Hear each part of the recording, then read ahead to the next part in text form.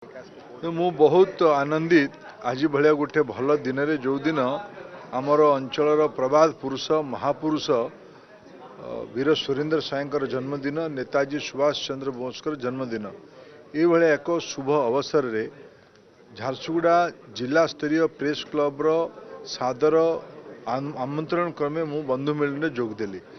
ମୋର ବହୁତ ପୁରୁଣା ବନ୍ଧୁ ଯେଉଁମାନେ ପ୍ରେସ୍ କ୍ଲବର ସଦସ୍ୟ ଭାବେ କାମ କରୁଛନ୍ତି ଏମାନେ ସାଙ୍ଗରେ ମୋର ପାଖାପାଖି 30 ବର୍ଷର ସମ୍ପର୍କ।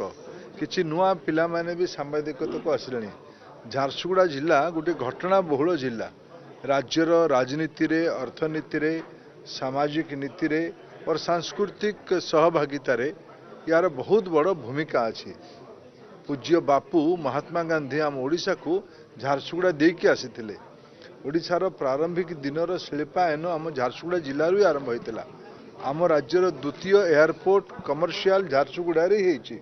झारसुगुड़ा जिला आहुरी आकु जीव आहुरी उन्नति करिवो। प्रजातंत्र रे गणतंत्र रे समाज को ठीक चलेवा पई सांबादिक मानकर बहुत बड़ भूमिका अच्छी। आमर जो जिला स्तर सांबादिक बंधु माने विभिन्न छोट छोट जगार सांबादिक बंधु माने आज एकाठी होते मोर पूरा मु आगुरी 30 वर्ष मोर संपर्क अच्छी। झारसुगुड़ा जिले में सदा बेले पॉजिटिव जर्नलिज्म ही करा जाए, समालोचना भी करा जाए, तीव्र समालोचना करा जाए।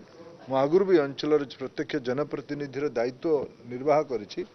मोर व्यक्तिगत अनुभव सदा बेले मत झारसुगुड़ा जिलार प्रेस बंधु मान को मिसिले नुआ खबर मिले, पॉलिसी रे निर्णय करने सहयोग मिले, समालोचना में मिले, उचित परामर्श मिले।